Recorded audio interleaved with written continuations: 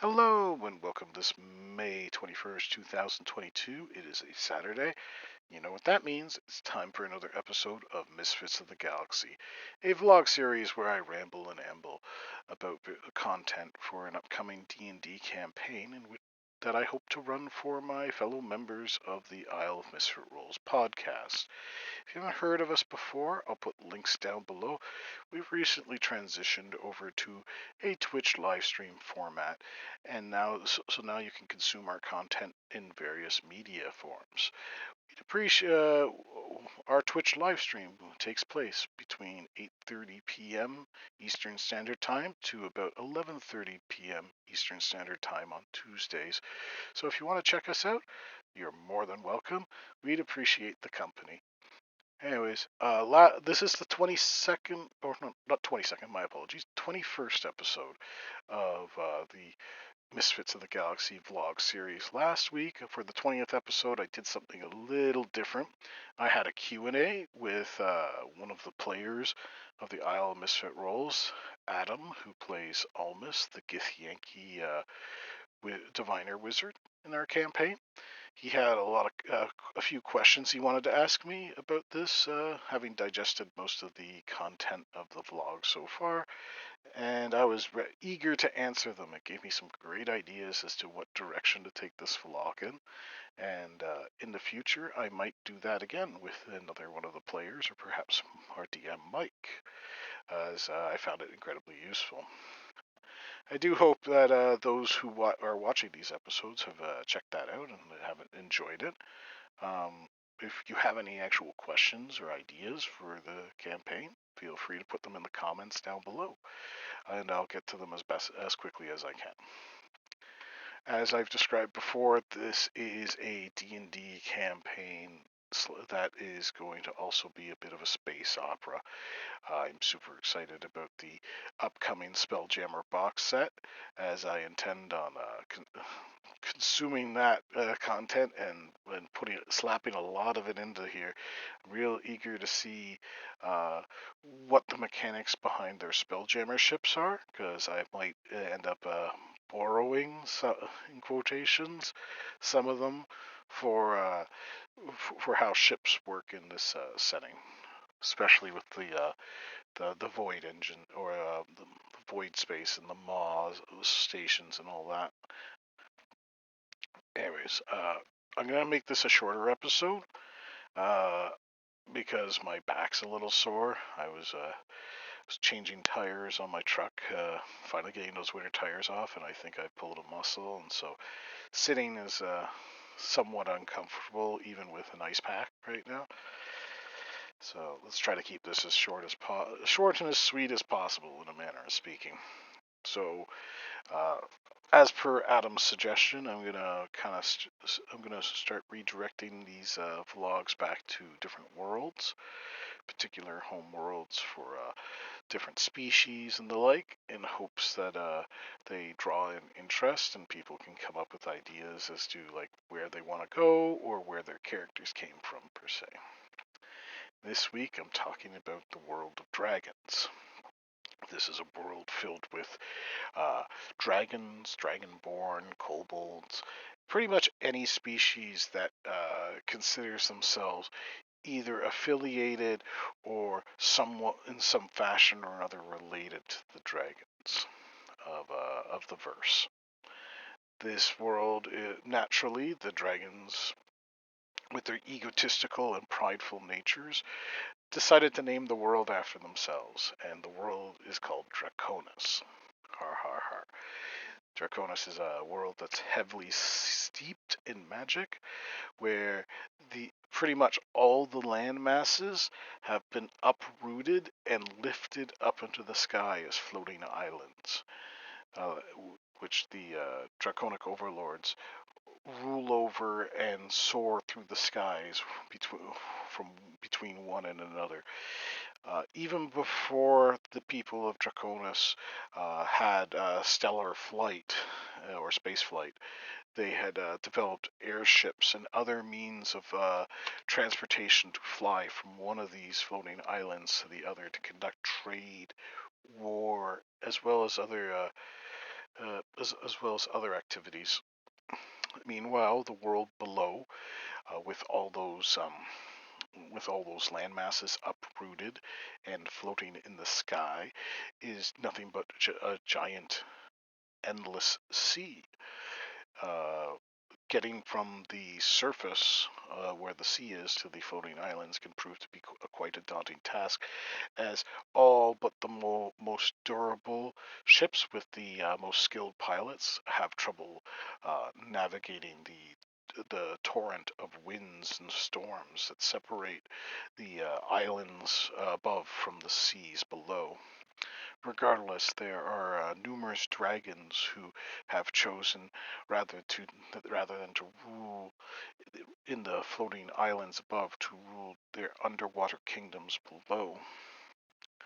So, all the species that dwell or did dwell on Draconis believe in I guess you'd call it a religion of some kind or another that was instilled upon them by their draconic masters, uh, which is the draconic reincarnation, which is also called boltings. The idea behind it is that all the species that live on Draconis at one point followed a rigid caste system, with naturally the dragons being the pinnacle of the closest thing that like a mortal species would get towards divinity. And from beneath them, naturally, would be a slow descent of species that are draconic in nature, to those slowly scaling down to those that aren't.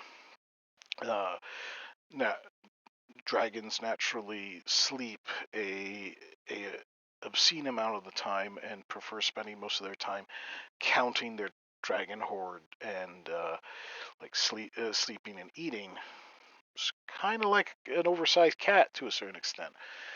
As a result of this, they have very little. Most of them have very little interest in the day-to-day affairs of the, the the islands and kingdoms they rule. Subsequently, the next highest caste tier is typically runs the day-to-day operations of the dragon's territory, and are sorcerer kings, who are, or sorcerer priests, I should say, who are devout, are typically related to the dragons in some fashion or another through blood, but they themselves are not dragons. So we're talking about half dragons. We're talking about sorcerers with the draconic bloodline, etc., etc., etc. Beneath them, naturally, are the dragonborn, who, according to the myths and legends of the world of Draconis, were built, are actually they're not a race that evolved naturally, but rather were formed and crafted through magic by the dragons themselves, from the shells of hatchlings and the like, along with precious scales, forged with the heat of breath weapons and the like. As a constructed race, or at least presumably a constructed race, they are naturally devout to their draconic overlords on Draconis, or at least were at one point or another. And when it comes to the Dragonborn, they were divided into two castes themselves, those with tails and those without.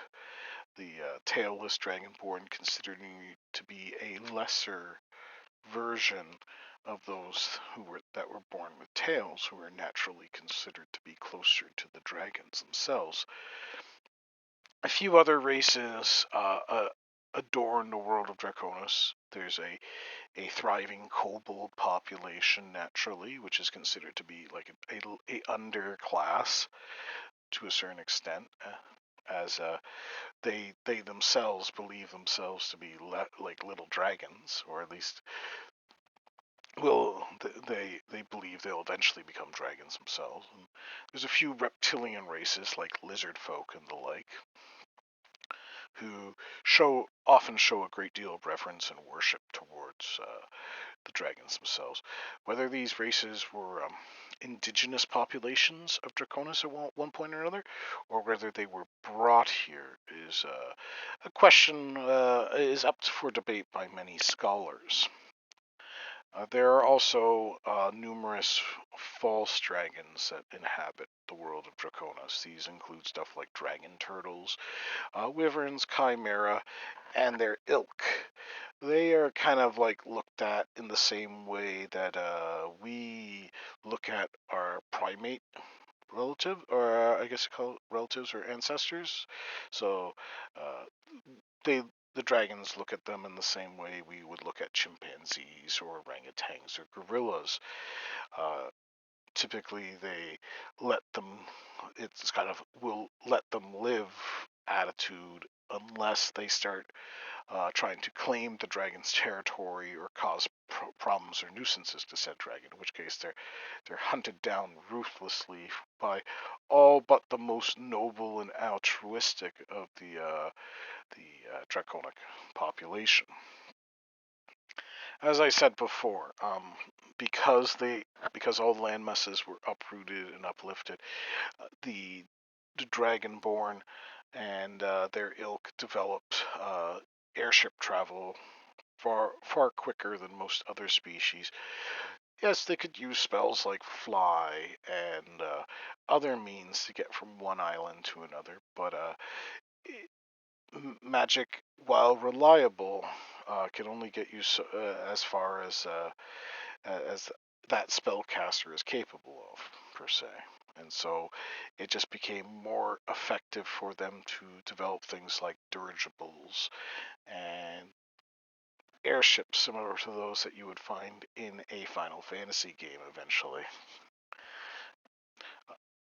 Naturally, as as Magitech starts developing and what have you, and they start making the various species of this Draconis start making their way out into the stars. The discovery that they are not alone in the universe, and there are other populations of dragonborn kobolds, heck, even dragons on other worlds, has brought their entire idea of the draconic reincarnation cycle in like it has completely created an upheaval on their world when it comes to that their the way their way of belief. After all, how did these other species develop on other worlds if they didn't follow these ideals and principles that are supposed to uh, let you reincarnate? The molting, as it is called, you have to follow certain. It's sort of very similar to, I guess, the Hindu religion, where you have to live a good life, and in the next that when you pass away, you are reborn uh, to a higher caste until finally you become a dragon, right? If you live a poor life, a life of sin and the like, you will actually, in the next life, you'll live as a lesser creature until finally you're nothing more than a insignificant worm that crawls on the ground.